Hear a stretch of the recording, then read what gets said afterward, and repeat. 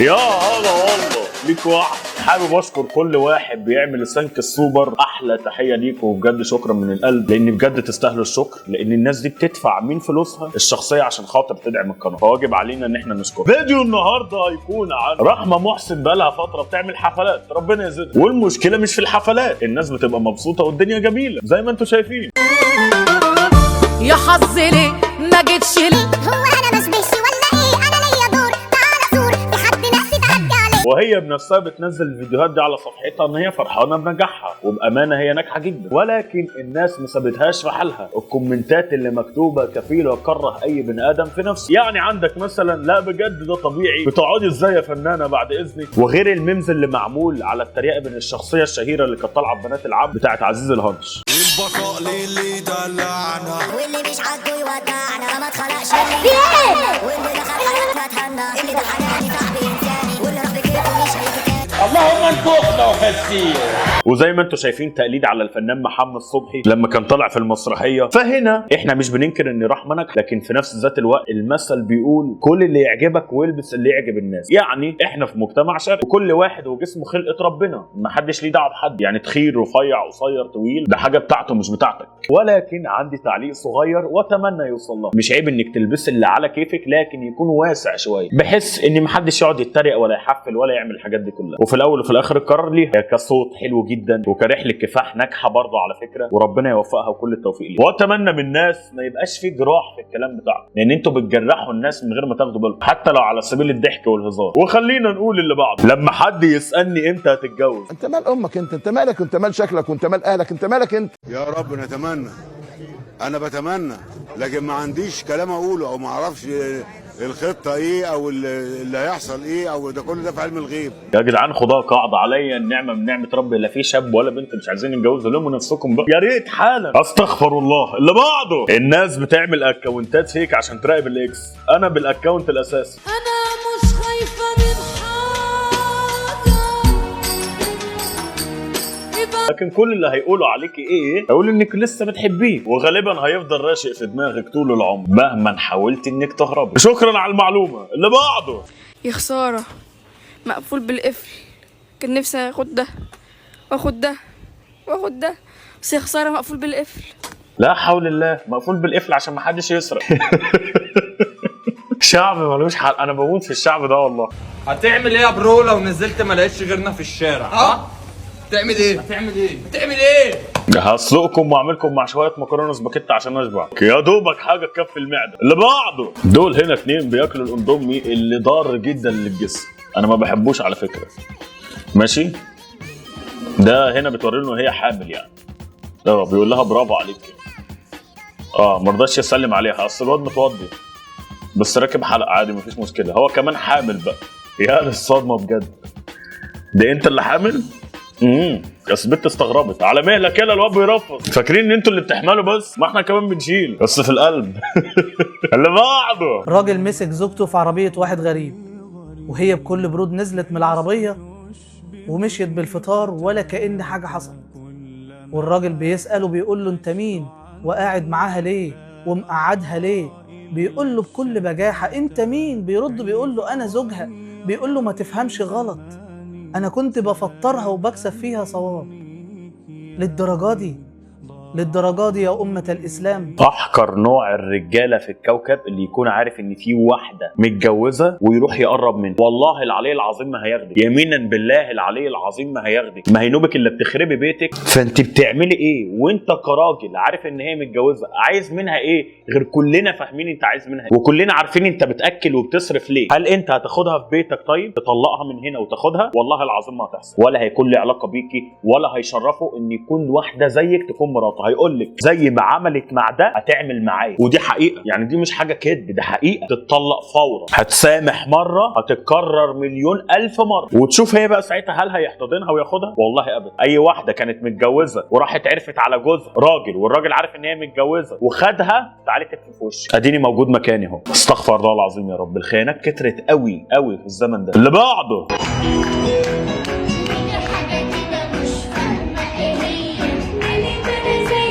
ده ايه ده يعني؟ مش فاهم، مفيش حاجه حصلت، ماله الموقف ماله. اللي بعده، اقول لك بفضل الله علشان الضغط مدد لك العرض تاني لبكره 29/11 الكميه هو مش ده عزيزي الهانش؟ ده جدعان قلت لكم 100,000 مره، الناس هي اللي بتحب تجيب نفسها السخريه، يعني مع احترامي الكامل للشيخ تقدر تلبس واسع واطلع عادي وانت عايش في مجتمع متنمر اصلا، فاهم بالي؟ فربنا يهدي اللي بعده.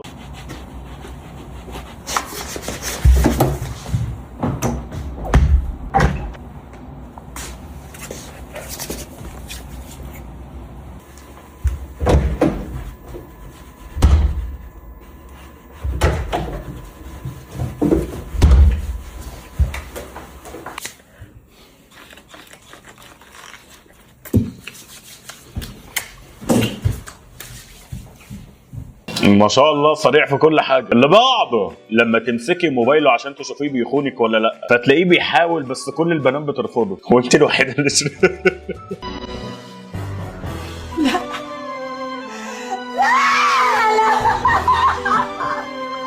دي مشكلة البنات بقى، كل البنات طالباه، كل البنات رايداه، وهو في الواقع ولا حد عبره غيرك. اللي بعده محمد صلاح لو نزل يلعب في مصر عايزاه يجي يلعب في نادي ايه؟ النادي الاهلي اللي هو كان فيه الاول، النادي بتاعه اللي رفع راس البلد كلها، كمان اللي بنتخبوه. ايه يا حاجه اللي انت بتقوليه ده؟ تقوم من النوم بتعمل ايه؟ هو اعمل ايه؟ بمرقص. بترقص ازاي انا مثلا اسنان؟ يعني بقعد اعمل كده وحركات وبتاع، لو كده بقعد مع اعمل اخواتك؟ كده، فاهم؟ حاجات كده جميله، ممكن ارعش ورا حاجات كتير بتبقى جميله كده. ايه بقوم اعمل كده؟ بجد.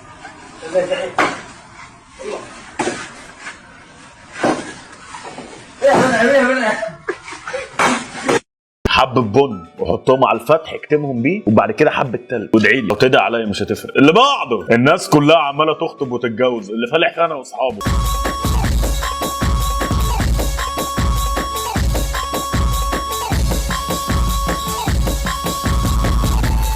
افرح للناس عشان هيجي لك يوم وتفرح فيه، فلما تفرح للناس هتلاقي اللي يفرح لك.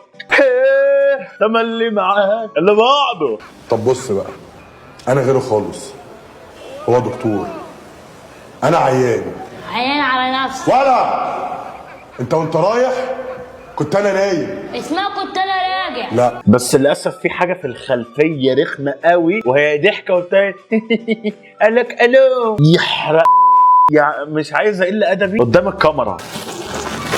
اللي بعده. وانا بنصح غيري وتصعب عليا نفسي لان انا محتاج حد ينصحني. اي شخص بيمر بازمه انا واثق في ان ربنا من رحمته اكيد مديله قوه انه يتحمل اي شيء.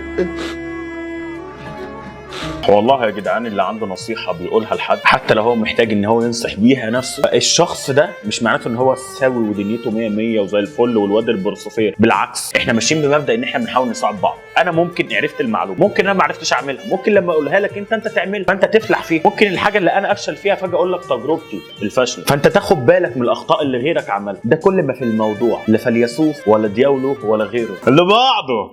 هو ايه الصوره اللي حاطينها لي دي؟ انا عندي صور احلى من كده بكتير. صورة تقرف الكلب، صدقي بقى لو كانوا حطوا صورتك بالعباية كانت تبهرك كده، تبهرك. اكتر اتنين محترمين على فكره وبحبهم جدا. اللي بعده. وراسي. هنا لو انت بقى بتحط البيبس وتلاقيه بيتشرب ويتشفت ويقول لك ما شفناش، ده اسلم حل، تجيب قفل وتقفله، لكن كده الصودا هتروح يا ابني. انت عبيط يالا. شوف القدر فكت القفل وبرضه شربت منها. لا شيئا مستحيل معهم. اللي بعده. ياخد جايزه. بسم الله ما شاء الله، ممكن اكون صاحب الجايزه ان شاء الله واسجل معاكم ليا حظ. تمام ماشي هنسجل معاك. عليه مسقط. ممكن تسالني؟ اكبر دوله في افريقيا عدد سكان هي؟ يعني بتاع مليون نسمه. لا ايه هي الدوله؟ مصر اكيد. لا مش مصر. الصين. احنا في افريقيا يا باشا. احنا في افريقيا الشماليه ولا الغربيه؟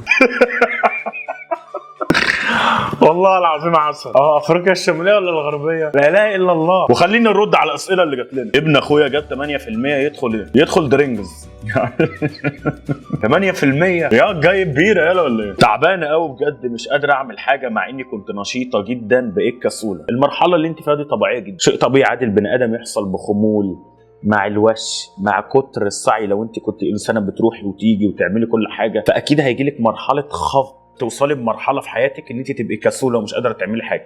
دي مرحله من مراحل حياتك، وده غالبا هيكون سبب قله نوم او كثره تفكير. حاولي تظبطي نومك، تظبطي اكلك، ما تقعديش على التليفون وتسهري بيه بالليل، يعني ما تقعديش ماسكه التليفون قاعده عليه على طول بالساعات برضه. ولو فضل الموضوع معاكي كده لا روحي اكشفي، لان ممكن يكون نقص في الفيتامينات. فاهمين بالي؟ بخاف ومش بعرف افتح كلام وعندي 29 سنه شغال مع ابويا في المحل، بس مش مش بقدر اتعامل مع الناس. لا عادي، ده الموضوع سهل جدا. كل ما في الموضوع طالما انت شغال في محل وبيخش له الزباين، حاول لو في اليوم تكلم زبون واحد. لو بيسالك على حاجه يا عم ورديت عليه، ادي كده عملت حاجه صغيره. يوم ورا يوم يوم ورا يوم هتلاقي نفسك الرهبه اللي عندك دي اتكسرت وبقيت تعرف تفتح كلام وبقيت بريم. بس ادي لنفسك الفرصه، ما تقعدش متقوقع اصل خايف طب اقول كلمه غلط او اتأتئ او اعمل. عادي، شيء طبيعي في البدايه. احسن ما افضل خايف واقعد مكاني. لما اخاف واجرب واخطا اتعلم، لكن لما افضل قاعد مكاني العمر هيجري بيا مش هعرف اعمل حاجه. فاهم بالي؟ وربنا معاك. اهلا بيك يا حبيب قلبي. انا محمود. ليه وانا ماشي في الشارع كل العيون عليا ومركزين معايا، بقيت اخاف امشي بين الناس، بحس الضغط واي حد ممكن يستغلني او يعرف اني خايف. اعمل ايه؟ كنت متردد ابعت لك بس سمعتك قلت كده في فيديو فات خليك شجاع وقول فجيت وانا ماشي. يا حبيب قلبي ده شرف كبير ليا جدا ان انت تتابعني او ان انت تسمعني. اصلا اي حد بيشوفني ده شرف كبير ليا. اولا اللي عايز اقوله لك حاجه واحده، الفكره دي مجرد في دماغك انت فقط. طيب العادي وفي المطلق والحقيقي ان ولا حد مركز معاك ولا حد شايفك ولا حد هيحس بيك. انت شاب زي الفل بسم الله ما شاء الله عليك، هي صورتك موجوده، ما فيكش اي عيب ولا فيك اي حاجه. بعدين يا عم بقى انت عين خضراء وملون وبتاع وكده، احقد عليك انا دلوقتي بقى ها احقد عليك انا دلوقتي عشان اسمر بقى وكده. لكن خليني اكلمك بجد. اولا مفيش حد مركز معاك، الفكره دي في دماغك كده. لا حد مركز معاك ولا حد بيشوفك ولا حد يعرف اصلا انت جبان ولا مش جبان ولا خواف ولا مش خواف. انا ما اتعاملتش معاك اصلا، مش كلاب احنا هنشم بعض. الحاجه دي جواك انت، والفكره دي غلط. الفكره دي جالك من الشيطان يخليك وانت ماشي في الشارع قلقان خايف متردد.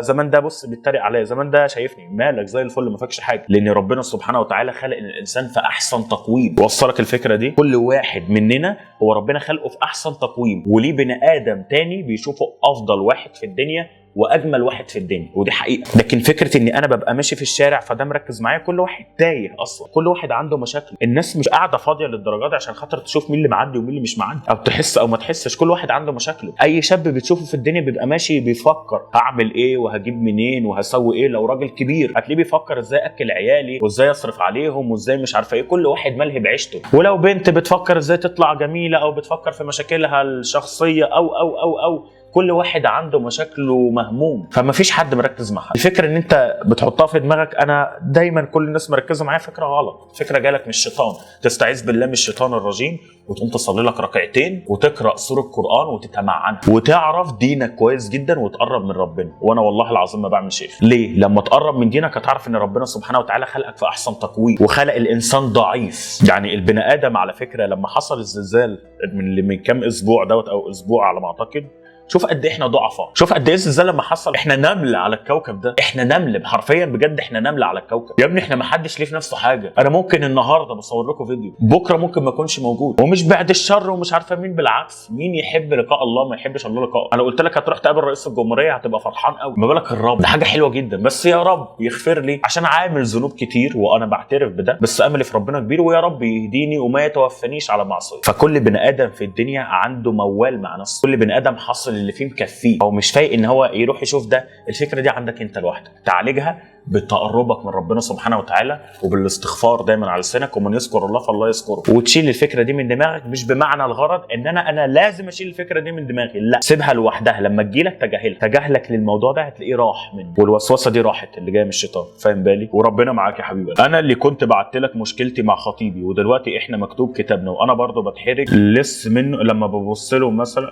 مش فاهم اللص منه او تبص له ممكن تكون افضل درجه. المهم ما علينا، بتتحرج تبص في وشه ومش عارفه والله انا قلت كده. هو الكلام مش كامل، او انت ممكن تكون كاتبه حد كتب بعد، بس ما علينا. لو انت بتتحرجي منه وانتوا خلاص كتب كتابكم وخلاص انت بقيتي مراته حلالا شرعا، فما فيش وقت للكسوف. خلاص كده هيفتكر ان انت مش بتحبيه. انت بتقول انا بحبه فعلا والله، وحشك قولي له عبري بقى جوزك حلالك يوصلك حاجه. قله التعبير على فكره هتكره البني ادم. حتى انا ما اعرفش ان انت بتحبني. يعني انا دلوقتي مثلا لما اقابل الشخص ده مثلا وما اقولوش ولا كلمه بل الريق او ما اقولوش حتى وحشتني، منتظر مني ايه؟ هحس هرفع كولنر واعرف اللي جواك؟ هعمل لك اشعه سونار وهعرف اللي جواك؟ الاجابه لا. فانا لازم اقول له واعبر عن ده. اساليه عن يومه عامل ازاي، وبعدين خلاص انتوا يبقى زوجك، انت فاهمه بالي، هتعيشوا في بيت واحد، خلاص ما فيهاش مفر. يعني لو بتحرج من الشعب كله هاجي لحد عنده مش هتحرج، افهمه ده واقول له ان انا بتحرج وافهمه عشان ما ياخدش فكره غلط، فاهمه بالي، لان الرساله مش واضحه يعني. وعلى العموم ربنا معاكي، والمره الجايه اكتبي الرساله تكون بشكل اوضح او اكتبيها كامله. انا اتعرفت على شخص واتكلمنا وتعرفنا على بعض. في الاول كنا بنتكلم طول الليل، بس هو بحكم شغله بيشتغل من النهار لحد بالليل. للعلم هو انا مش من نفس البلد، بس لما كنت بستناه اما يجي من شغله ونتكلم بيبقى فاتح ومش بيتكلم، وكل ما بساله كنت فين بيكون بيعمل في حاجه او مشغول في حاجه. افتكرت ان في حد تاني في حياته بعد ما اتعلقت بيه وعملت اكونت فيك عشان اختبره، فعرف اني انا وزعل مني، وما بقناش نتكلم، بس ما عملناش بلوك لبعض، بنفتح ونشوف بعض عادي لكن مش بنتكلم. انا عارفه اني غلطانه، بس هو اللي خلاني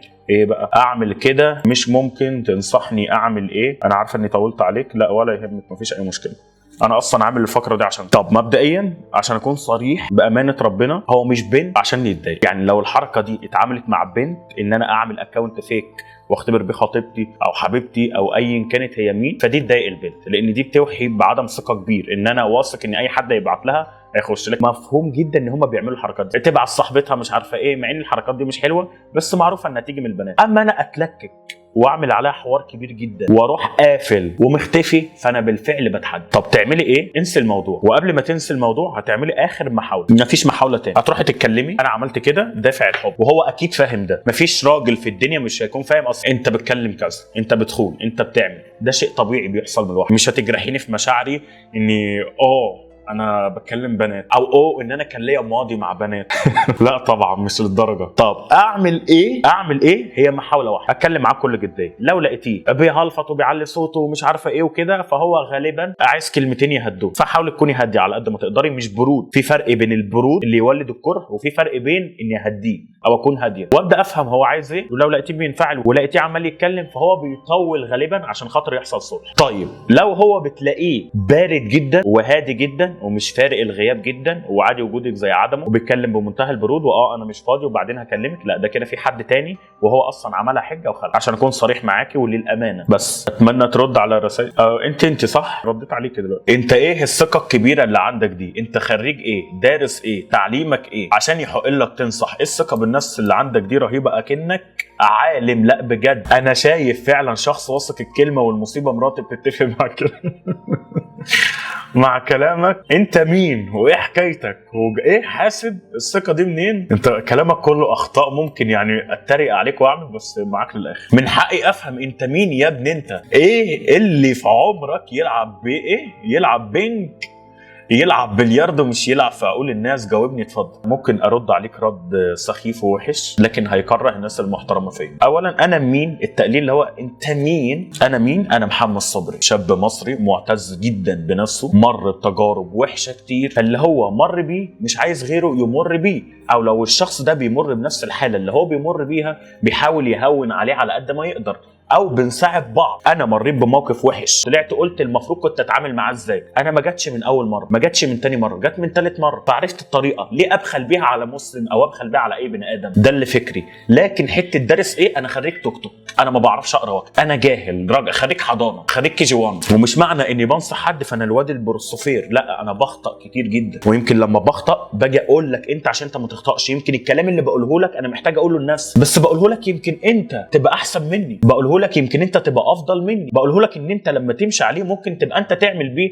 وتبقى افضل مني 100,000 مره. انا بحاول نساعد بعض، مش بطلع اتكبر. انا مش طالع حاطط السيجاره في بقي وحاطط رجل على رجل ولا احجز استشاري اونلاين. في ناس كتير بتعمل كده. انا ما بقولش الكلام معايا بفلوس، ادفع لي فلوس او استشاري مش عارف ايه عشان خاطر اكلمك. انا ما بعملش كده. انا شاب مر بتجارب كتير في حياتي. انا بشتغل من وانا عندي 10 سنين، نزلت سوق الشغل والعمل من وانا عندي 10 سنين، مريت بتجارب كتير وعنصريه كتير، وانا مش شاب روش ولا شاب غني، لا انا من احياء شعبيه في مصر، تمام، وما زلت في الاحياء الشعبيه موجود، لكن مريت بتجارب كتير، فبحاول اطلع اللي انا مريت بيه. انا مش عايزك تمر بيه، بقول لك النصيحه ممكن انت تعمل بيها، ولو مش عايز تعمل بيها براحتك، هي مرميه على الترابيزه، عايز تاخدها تاخدها، مش عايز تاخدها ده حاجه ترجع لك. لكن مش بطلع تعالى ولا بطلع اقول لك انت يا ابني انا بنصحك مش عارف ايه، انا ما بعملش كده. فحسن من اسلوبك وانت طالع بتتكلم مع حد. انا مش عاجبك تقدر ما تتفرجش عليا، تقدر مراتك لما تيجي تلاقيها مشغلاني تقدر اقول لها اقفلي الشخص ده انا بتضايق منه. هو حاجه كمان انت فاهمها غلط، مش بالسن، مش هروح يلعب مش عارفه مين ويروح يلعب مش عارفه مين، مش بالسن. ممكن انت تكون كبير كحالاتك كده بس خايف، انت ما مرتش بتجارب، ما مرتش بضغط في حياتك. وصلك الفكره؟ فعدل من اسلوبك. ايش ردك على كل المنتقدين اللي يشككون فيك ويسبون وماشي؟ على العموم احلى تحيه لاهل جده، الناس المحترمه. في فرق بين اللي بينتقد انتقاد بناء وفي فرق بين اللي بينتقد وخلاص. زي مثلا في حد يجي يقول لي بلاش تلبس دول، بس انا دول ليهم ذكرى معايا ويحملوا حاجات تعني لي انا مش لابسهم معايا. تاني حاجه البني ادم اللي داخل يشتم او يسب فبالعكس انا ما بشوفوش غير ان انا بشفق عليه. ثانيا ممكن يشوفني ما يبلعنيش، ده شيء طبيعي. انا مين عشان كل البشريه تتفق عليا وتقول ده حلو وكويس؟ اكيد في ناس هتاخد عني فكره سيئه وفي ناس تانية هتاخد عني فكره كويسه، وكل واحد بافكاره. انا مش مطالب كمحمد اني ارضي جميع البشريه، بهتم بان انا اقدر اساعد اكبر عدد باللي انا اقدر عليه. انا نفسي محتاج المساعده، بحاول على قد ما اقدر ان احنا نفيد بعض. اما اللي داخل بيشتم ولا اللي يسب ولا يعمل، مش هقول حاقد وكده، ده ربنا يشفيه والله العلي العظيم. انا بشفق عليه من كل قلبي، لان بالفعل البني ادم ده ممكن يكون تايه جدا، عايش مرحله سيئه في حياته، فبيطلع اللي جواه في اي حد، بيكتب كده وخلاص وهيجي له يوم وهيفوق، فربنا يهديه. انا مش هشتم حد ولا اسب حد، ربنا يهدي الجميع. وبعتذر لاي حد انا ما جاوبتش على رسالته او ما جاوبتش على سؤاله، وان شاء الله في فيديوهات جايه ان شاء الله. ودمتم دايما في امان الله. السلام عليكم. فيديو جديد خلص بس الاكشن لسه شغال، يا عيلة محمد صبري رجالة في اي مجال. دوس لايك اشترك عشان الجاي زلزال. محمد صبري ده الدولة مفيش كلام يتقال. اشوف وشوشكم بخير، سلام يا ابطال. محمد صبري وحش الكون.